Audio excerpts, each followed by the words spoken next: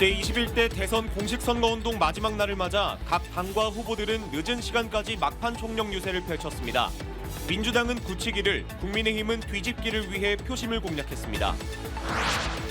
이번 대선의 투표율이 15대 때의 80.7%를 넘어서게 될지 관심이 커지고 있습니다. 헌정사상 두 번째 대통령 탄핵으로 치러지는 조기 대선이라 역사적 의미가 적지 않습니다. 광주 도시철도 2호선 2단계 복공판 입찰 과정에서 특혜 의혹이 일고 있습니다. 특허 제품으로 제한되면서 지역업체가 배제됐는데 광주시는 관리 감독을 제대로 하지 않았습니다. 전남도가 UN 국제기후회의인 COP33을 2028년 여수에 개최하는 것을 목표로 본격적인 유치전에 뛰어들었습니다. 여수를 기후외교의 새 중심지로 만들자고 뜻을 모았습니다. 여러분 안녕하십니까? KBC 8시 뉴스 시작합니다. 제21대 대선 본투표를 하루 앞둔 오늘 늦은 시간까지 각 당이 막판 총력 유세를 펼쳤습니다. 민주당은 5.18 민주묘지에서, 국민의힘은 국립아시아 문화전당에서 막판 세결집에 나섰고, 민주노동당은 노동자 표심을 공략했는데요. 조경원 기자입니다. 21대 대선 공식 선거운동 마지막 날, 각 당은 온종일 치열한 선거 유세를 이어갔습니다. 민주당 광주 선대위는 5.18 민주묘지를 찾아 지역민들의 투표 참여를 호소했습니다.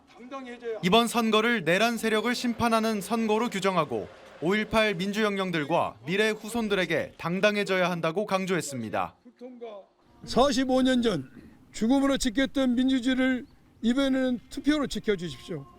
당당히 이재명을 선택하여 우리 모두의 자존심과 광주의 명예를 지켜주십시오.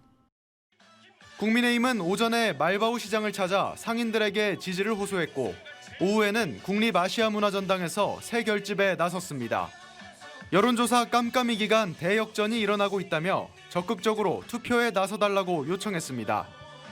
민주노동당은 노동자들과 스킨십을 늘리며 진보층 표심 잡기에 주력하는 모습입니다. 이른 아침부터 엠코와 평동산단 등을 방문했고, 오후에는 기아차 공장에서 출퇴근길 노동자들과 인사를 하며 권영국 후보가 유일한 노동 친화 후보라고 치켜세웠습니다. 개혁신당은 유세차를 이용해 광주 곳곳을 돌며 투표 참여로 시대 교체를 이끌어달라고 호소했습니다. 공식 선거운동이 치러진 22일간 한 표를 얻기 위해 치열한 승부가 펼쳐진 가운데 어느 때보다 투표 참여 열기가 뜨거웠던 광주 전남 표심의 향방에 관심이 쏠리고 있습니다. KBC 조경원입니다. 광주 지역 지자체와 교육청이 내일 있을 대통령 선거 본투표에 시민들의 적극적인 참여를 호소했습니다. 광주광역시와 광주시 교육청 5개 자치구는 제21대 대선을 하루 앞둔 오늘 공동 기자회견을 열고 이번 대선 투표율 목표인 92.5%를 달성하기 위해 시민들이 마지막까지 투표에 참여하고 주변을 독려해달라고 요청했습니다. 광주는 앞서 지난달 29일과 30일 이틀 동안 진행된 대선 사전투표율 52.12%로 전국 평균인 34.74%를 훨씬 웃도는 높은 투표율을 기록했습니다. 대통령 선거 투표율이 가장 높았던 때는 80.7%를 기록한 15대 대선이었습니다. 당시 김대중 전 대통령이 당선됐는데 21대 대선에서는 최종 투표율이 몇 퍼센트를 기록할지도 관심입니다. 특히 헌정사상 두 번째 대통령 탄핵으로 치러지는 조기 대선이라 유권자들의 선택은 역사적으로 큰 의미를 가질 수밖에 없습니다. 박성호 기자의 보도입니다. 대통령 직선제가 실시된 이후 치러진 역대 대선 가운데 가장 투표율이 높았던 것은 15대 때였습니다. 당시 80.7%를 기록해 역대 대선 중 유일하게 80%를 넘겼는데 김대중 전 대통령이 당선됐습니다. 문재인 대통령이 당선된 19대 대선은 77.2%, 윤석열 전 대통령이 당선된 20대 대선은 77.1%였습니다. 이번 21대 대선은 비상계엄으로 인한 내란 심판이 주요 화두였습니다. 어느 때보다 보수 진보 진영 간 갈등이 큰 상황이라 투표 참여율도 높아질 것이라는 관측이 많았습니다. 지난달 29일과 30일 치러진 사전투표에서는 34.74%의 유권자가 참여했습니다. 역대 두 번째로 높았지만 바로 직전 20대 대선보다는 낮았습니다. 지역별로는 전남이 56.5%로 가장 높았고 전북이 53.01%, 광주가 52.12%로 뒤를 이었습니다. 광주 내에서는 동구의 투표율이 가장 높았고 남구, 북구, 서구, 광산구 순이었습니다. 투표율에 따라 희비가 엇갈리기도 했습니다. 각 당과 후보들은 이번 대선에서 높은 투표율이 자신들에게 유리할 것이라는 분석을 내놓으며 투표 참여를 독려하기도 했습니다. 이제 시민들이 마지막 점을 찍어주셔야 하겠습니다. 이미 투표하신 분들은 투표 동료를, 아직 투표하지 않으신 분들은 투표 참여로 나서 주십시오. 헌정사상 첫 내란 실패가 두 번째 대통령 파면으로 이어진 가운데 조기 대선에서 나타난 유권자들의 선택은 역사적 의미가 클 수밖에 없습니다. KBC 박성호입니다. 전남 선거관리위원회는 제21대 대선을 앞두고 고등학교 교실을 찾아가 선거운동을 하고 다른 후보를 지지한 혐의로 선거사무원 A씨를 경찰에 고발했습니다. A씨는 한 정당의 선거사무원으로 지난달 23일 고등학교 3학년 교실을 방문해 후보자의 명함 4본을 나눠주는가 하면 학교 교문 앞에서 다른 후보의 지지를 권유한 혐의를 받고 있습니다. 공직선거법은 선거사무원은 호별 방문이나 다른 후보를 위한 선거운동을 할 수 없도록 규정하고 있습니다.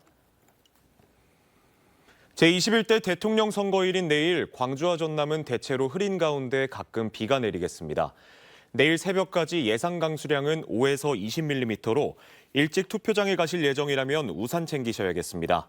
아침 최저기온은 14에서 17도, 낮 최고기온은 22에서 26도 분포로 평년과 비슷하겠습니다.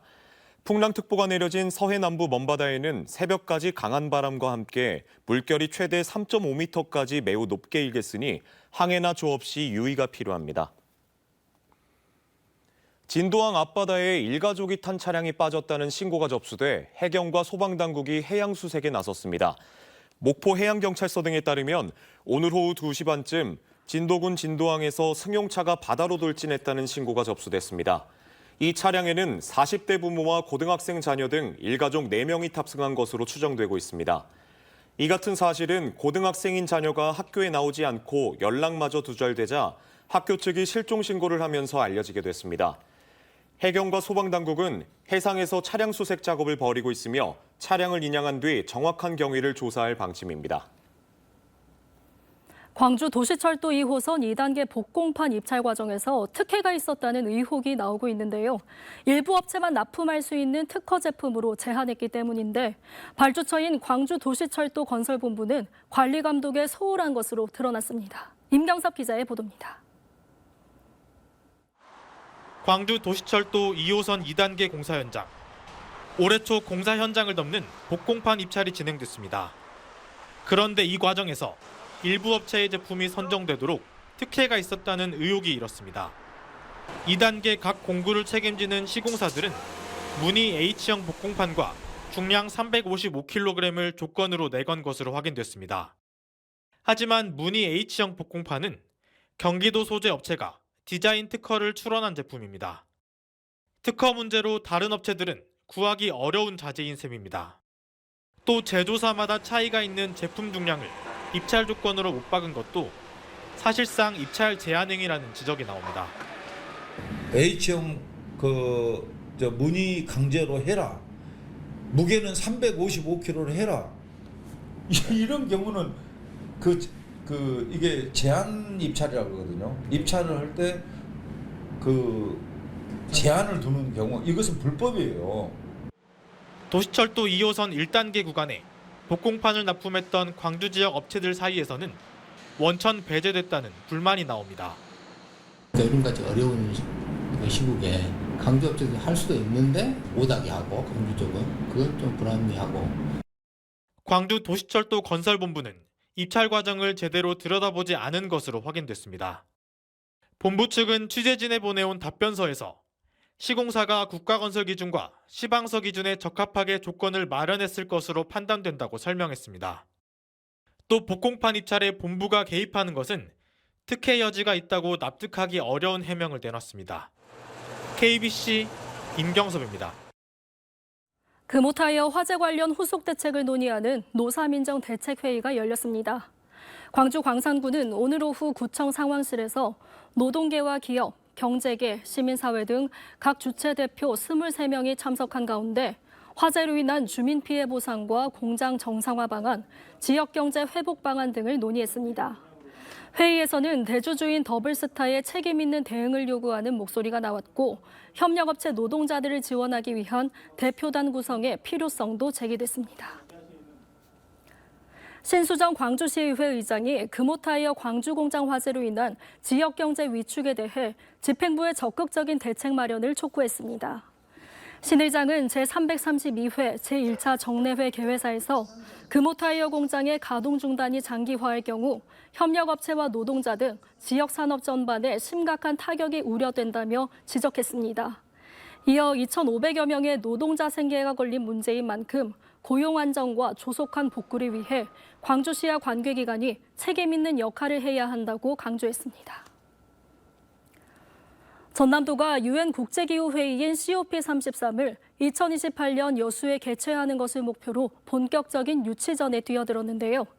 개최 후보지인 여수에서 간담회를 열고 기후외교의 새 중심지로 도약하자는 데 함께 뜻을 모았습니다. 박승영 기자가 취재했습니다. 기후위기 대응을 위해 전 세계가 뜻을 모아 발표한 교토오정서와 파리 기후협약.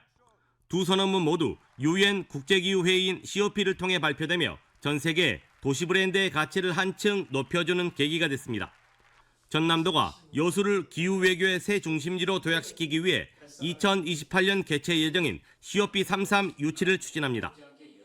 출범하게 되면은 새 정부 출범과 함께 대정부 홍보 활동, 범시민 유치 활동이 전개돼야 되는데 여기에 따른 예산도 어느 정도 확보돼야 되지 않냐 이런 생각이 좀 들고요. COP33은 대륙별 순회 원칙에 따라 2028년 아시아에서 열릴 차례여서 우리나라 개최가 유력한 상황입니다. 2주 동안 열리는 회의에는 200개 나라에서 각국 정상을 포함해 2만 명이 참석하고 경제적 파급 여건은 3천억 원이 넘을 것으로 예상됩니다. 국내에서는 가장 먼저 유치 의사를 밝힌 여수시를 비롯해 부산시와 고양시가 열띤 경쟁을 펼치고 있습니다. 전남도는 국가 위상 제고는 물론 지역 균형 발전과 동서화 모델을 제시한다는 구상을 앞세워 COP33 여수 유치에 공을 들이고 있습니다. COP33을 유치하기 위해서는 새로운 정부가 결정을 해야 되기 때문에 대단히 중요한 의미가 있고, 오늘 이렇게 서로 협의를 하는 것도 새로운 전환점이 될 수 있는 중요한 자리라고 생각을 하고, 전남도는 앞으로 국정과제 반영과 국가유치 의사표명, 여수 개최도시 확정을 목표로 유치 활동을 펼쳐나갈 계획입니다. KBC 박승현입니다.